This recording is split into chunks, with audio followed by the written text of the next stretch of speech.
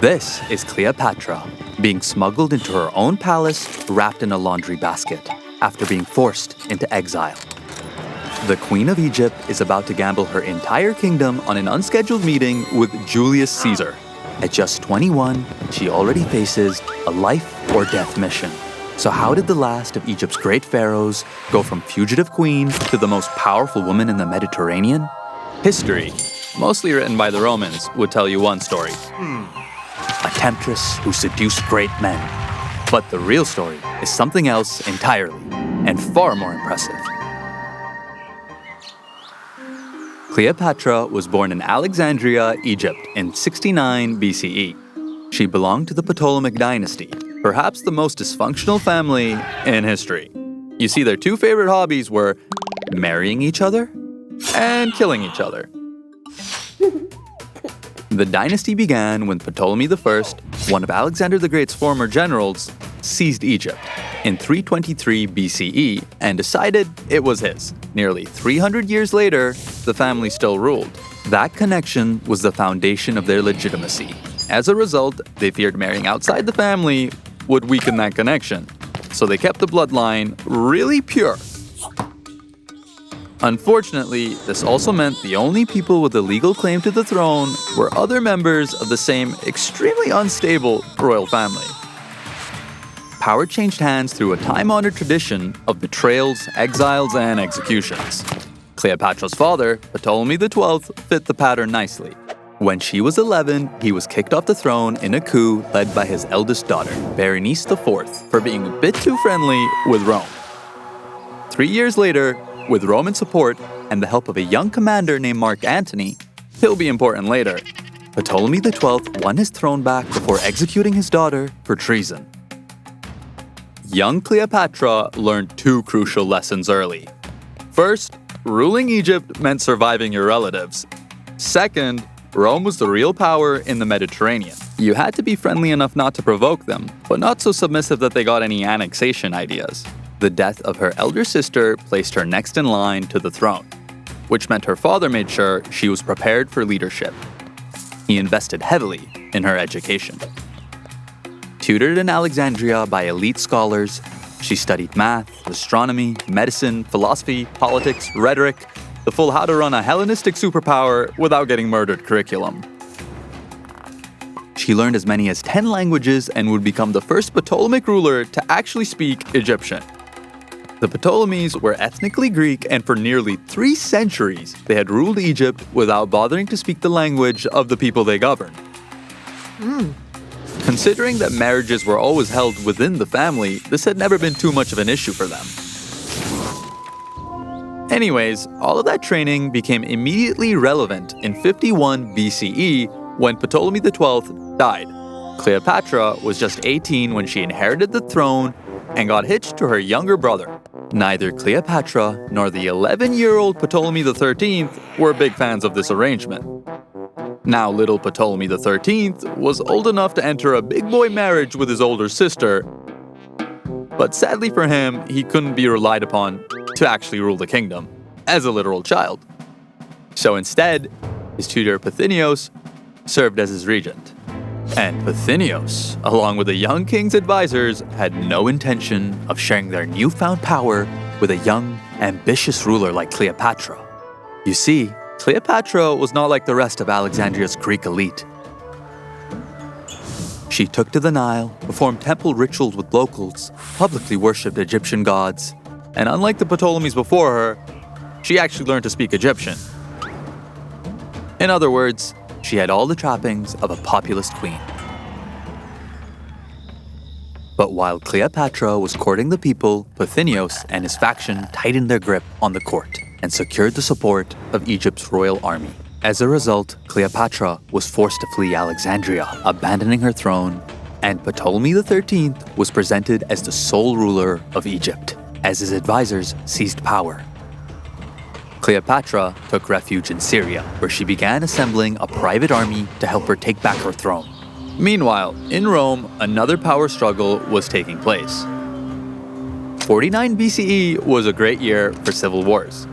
A certain Roman commander by the name of Julius Caesar was fighting for control of the Republic against a general known as Pompey the Great. The two faced off at the Battle of Pharsalus. All right, men, easy win.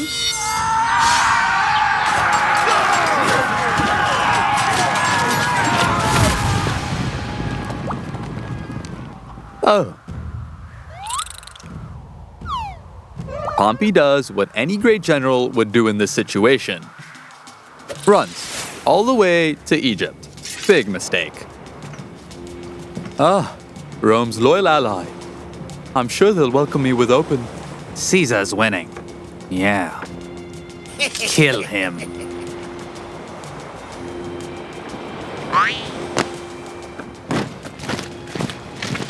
Wait, no, guys! Then Caesar showed up in Alexandria after chasing Pompey across half the Mediterranean. Where is he?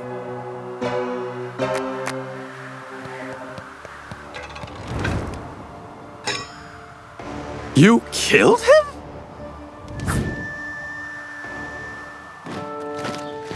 Having marched into Egypt with 4,000 troops, Julius Caesar decided to keep busy by settling the dispute between Cleopatra and her brother. Both were summoned to the palace of Alexandria. Easy enough for Ptolemy, bit tricky for Cleopatra given she had just run away from the country. To even get close to the palace, she would need to sail back from Syria, slip past a city full of soldiers, and somehow avoid the royal guards, who were likely under orders to arrest or kill her on sight. But winning Caesar's support was vital to her regaining the throne. So she sailed back to Alexandria, waiting for nightfall before entering the city. But there was still no safe way into the palace. So she turned to a loyal supporter, Apollodorus, to sneak her in. Once at the port, they came up with a plan. Cleopatra was wrapped inside a sack of bedding, while Apollodorus posed as a servant delivering supplies to the palace. What's in the sack? Caesar's undies. He carried the sack through the palace, up the stairs, and into Caesar's private quarters.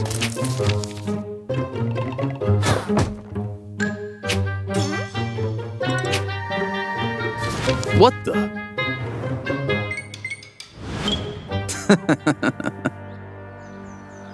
When little Ptolemy showed up for his meeting with Caesar the next morning, he was in for a rude awakening.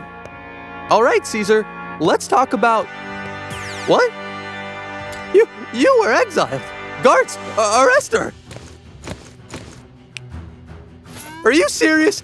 You can't do this. I'm the big boy. I'm the pharaoh. With her brother out of the way, Cleopatra's alliance with Caesar deepened.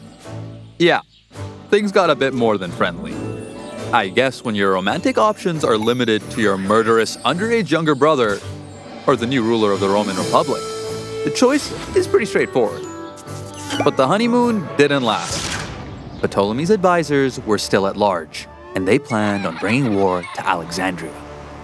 A force of 20,000 Egyptian soldiers was mobilized to march on the city. They were led by Archilles, a general loyal to little Ptolemy. The military, opposed to Roman influence in Egyptian affairs, had pledged its support to Ptolemy and his advisors. This posed a serious problem for Caesar and Cleopatra. They could rely only on the 4,000 Roman soldiers that had traveled with Caesar, which left them outnumbered by at least 5-1. Fighting broke out as soon as Achilles arrived. His overwhelming superiority in numbers forced Caesar into a cautious approach. Roman troops were able to secure the royal palace district and nearby harbor areas, taking control of key defensive positions along the coast. The good news? They would be safe inside the palace and could try to use the ports to import supplies and reinforcements. The bad news? They were well and truly trapped. Egyptian soldiers surrounded the district. Fighting spilled into the streets as Egypt's capital became a war zone. Months went by as violence continued to intensify. But the tide started to turn when Cleopatra's younger sister, Arsinoe, who had been inside the palace with her since the war began, managed to escape. A Apparently, she wasn't a big fan of being stuck with her older sister and her new boyfriend 24/7. But how did a 17-year-old girl manage to sneak past her watchful older sister, the ruler of Rome, and hundreds of elite palace guards? She was allowed to. As predicted, she declared herself queen, and to make sure nobody challenged her power, she had Archilles, the leader of the Egyptian forces, assassinated. She couldn't have timed this decision any worse, and nobody would benefit more than Cleopatra. By 47 BCE, Caesar's reinforcements arrived at last. Seizing the momentum, they finally pushed back, freeing themselves from the confines of the palace district. In another bold play, Caesar even released Ptolemy from house arrest as a gesture of goodwill. Of course, the real motive was to create even more division among the enemy leadership. The Egyptians now had to face a full-strength Roman war machine, and their top military general had just been replaced by 2 teenagers with no combat experience. They retreated all the way to the Nile River, where they prepared for what would be the decisive battle in the Alexandrian War. Their numerical advantage had been wiped out by the Roman reinforcements. Ptolemy's men positioned themselves on a fortified hilltop protected by the Nile to one side and steep terrain to the other. Then they waited. It was time for Caesar to prove what had made him such a legendary commander. He did not disappoint. His main legionaries were sent up the hill to attack the Egyptians head-on. It was grueling work, but a necessary diversion for Caesar to launch a multi-pronged assault. The cavalry was sent along the river, allowing them to launch additional attacks on the flank and rear. This is where Cleopatra's influence was clear. She knew the Egyptians were trained primarily for frontal combat, and they duly collapsed when they found themselves surrounded on 3 different sides. A chaotic retreat ensued, and nobody was more terrified than little Ptolemy. Desperate to escape, he flung himself aboard a transport ship. Unfortunately, too many of his soldiers had the same idea. The ship soon capsized under the overwhelming weight it was carrying. At the age of just 15, the king of Egypt drowned to death.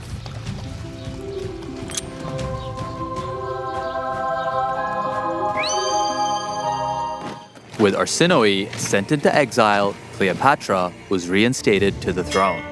In keeping with Ptolemaic tradition, her youngest brother, also called Ptolemy, was installed as her new co-regent/husband. But the 12-year-old was a little more than a figurehead. Cleopatra could now finally set about actually ruling. She stabilized Egypt's economy, won over the people, and tightened diplomatic relations with Rome. But then, her main squeeze, Julius Caesar, declared himself dictator for life of the Roman Republic in 44 BCE. Something that didn't go down too well with his fellow senators, and he was promptly assassinated. Et tu, Brute? With her most powerful ally gone, Cleopatra's position was suddenly fragile. Rome was in chaos, and whoever came out on top might not be so friendly. So at home, she took drastic steps to make sure nobody could rival her power.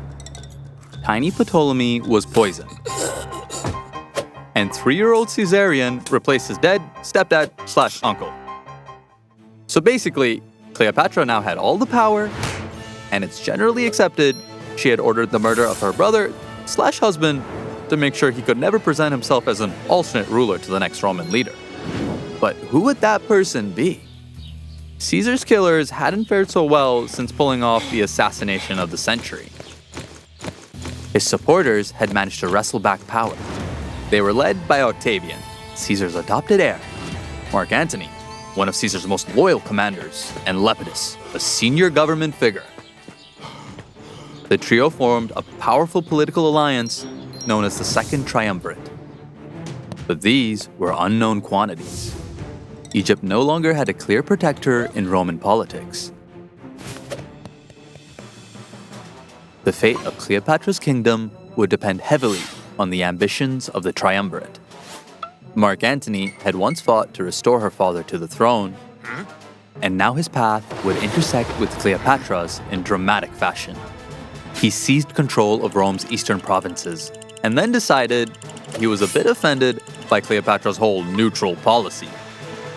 In 41 BCE, Antony summoned her to the city of Tarsus and demanded an explanation.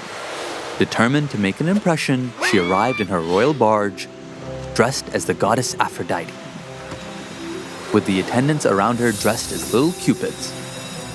It had quite the effect on Antony.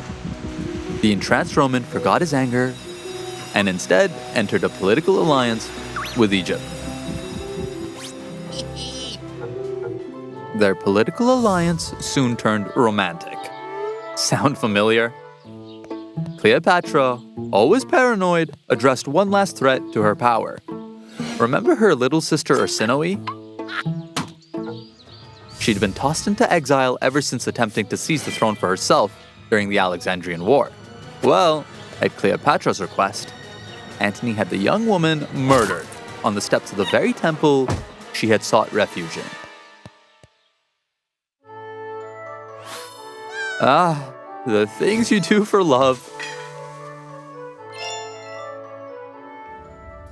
So how about we take a quick look at the family tree so far? Older sister, executed for treason. Younger sister, executed for treason. Younger brother, drowned in a river.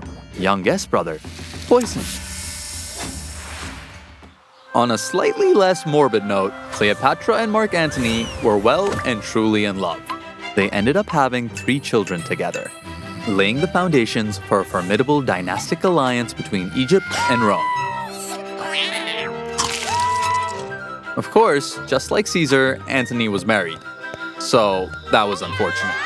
Cheating on his wife with the same queen his mentor had fallen for. Yikes. He really took those lessons to heart. Anyways, remember the second triumvirate? That friendly little power-sharing agreement between Octavian, Antony, and Lepidus to avenge Caesar and run Rome together? Well, they'd run into a bit of a snag. Turns out when you try to unite the 3 most powerful people in the empire, they all want to be top dog. Lepidus was the first to go, forced into exile after challenging Octavian for control of Sicily. This left just 2 men running the Roman world. Octavian in the west and Antony in the east. Sooner or later, one of them would have to go. The turning point came in 34 BCE. That year, Antony staged a spectacular ceremony in Alexandria, known as the Donations of Alexandria. Cleopatra was proclaimed Queen of Kings as Antony publicly distributed large portions of Rome's eastern territories to Egypt. Caesarion was publicly announced as Julius Caesar's true heir and declared King of Kings. Great news for the 13-year-old, except it put a huge target on his back. See, Octavian's legitimacy as a ruler came from being Caesar's adopted heir. A true-born son would pose a direct threat to Octavian's right to rule. Back in Rome, there was uproar. A Roman leader had just stood on a stage in Egypt and handed out Roman land to a foreign queen and her children. It was political suicide. The Mediterranean was now divided into 2 camps. Octavian rallied the west, Antony and Cleopatra controlled the east. Armies gathered, fleets assembled. Octavian had played the game perfectly. His relentless propaganda against the pharaoh convinced the Roman Senate to declare war on Cleopatra. It was a brilliant play. Antony would obviously fight at Cleopatra's side, and Octavian could frame himself as the protector of Rome, defending against a dangerous foreign queen. The 2 sides finally met near a narrow stretch of Greek coast called Actium. Antony and Cleopatra held the numerical advantage, with their fleet outnumbering Octavian by at least 100 ships. Look at them, tiny. Oh, baby ships. We're gonna crush them. Wait, why are they behind us? Turn the ship? It doesn't turn that fast. This thing is the size of a small city. That's fine, we'll hit them back. They're gone. No, they're not. They're... Oh, come on now, they're on the other side. How are they doing that? Because they can turn. We're taking hits everywhere. All right. New plan. Everyone panic. Meanwhile, Cleopatra's force of 60 ships had been stationed at the rear of the battle, where she could oversee the fight while protecting her treasury. Unfortunately, she didn't like what she saw. As Queen of Egypt, her next play here would have a huge impact on the outcome. Which is why it's a shame her play was to flee the battle? Her ships broke through the fighting and sailed straight out into open sea. When Antony noticed his wife and all his money had left, he ordered his ship to follow suit. Now, a common rule of thumb is that armies tend to do better when their commanders don't run away screaming. Ignoring this wisdom proved a fatal mistake. Leaderless and surrounded, Antony's forces collapsed. Ships burned, others surrendered, and the Battle of Actium quickly became a decisive victory for Octavian. Cleopatra and Antony made it back to Alexandria, but the war was effectively over. Their allies defected as Octavian spent the next year marching further east. Finally, in 30 BCE, he invaded Egypt. The enemies were truly at the gates.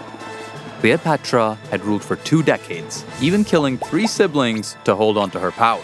She'd spent her entire adult life as pharaoh, yet now, Egypt's independence hung in the balance. The final resistance took place around Alexandria. Antony set up a defensive position as Cleopatra retreated to her mausoleum. But it was hopeless. His army deserted him, his fleet was gone, and Octavian's forces surrounded the city. With defeat guaranteed, things were somehow about to get worse. Antony received word that Cleopatra, the love of his life, had killed herself upon finding out they had lost. Devastated, he chose to fall on his own sword. It was a touching gesture, the final act of a man unwilling to brave the world without the woman to whom he had given everything. Then, another messenger came along to reveal Cleopatra was actually alive and well, which was rather inconvenient for the whole noble death by self-impalement plan. Mortally wounded, he was carried over to say his final goodbyes. It was a terrible position for Cleopatra to be in. She had lost her husband, her greatest ally, and her kingdom. Octavian intended to take her back to Rome and parade her through the streets. With all this in mind, she decided Antony had the right idea. And so Cleopatra, Queen of Kings, took her own life.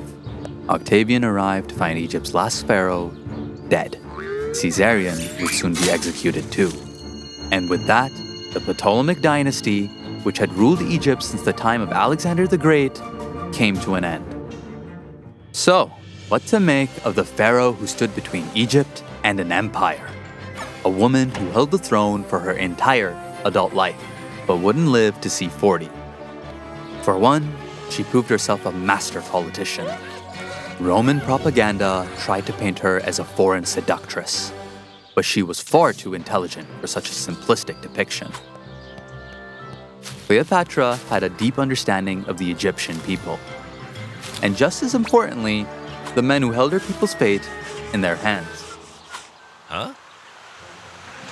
She knew when to roll out the pomp and circumstance, and when to apply just a touch of creativity. Even 2,000 years ago, Cleopatra wielded propaganda as a weapon, presenting herself as a divine ruler to a population that adored her. There's no denying she had a thirst for power. Her dead siblings can attest to that. But equally, there's no denying her skill as a politician, nor her determination to do right by the people of Egypt.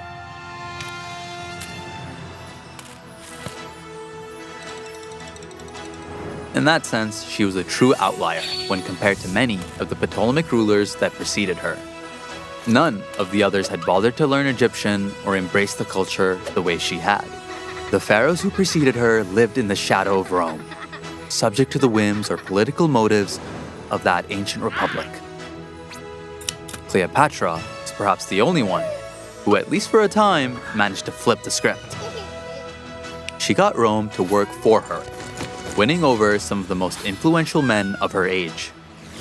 She did this by becoming something larger than herself, an expert understanding of politics, strategy, and behavior, elevated her to a nearly godly status. And that is why we are still talking about her 2,000 years later. Oh, and remember, stay curious.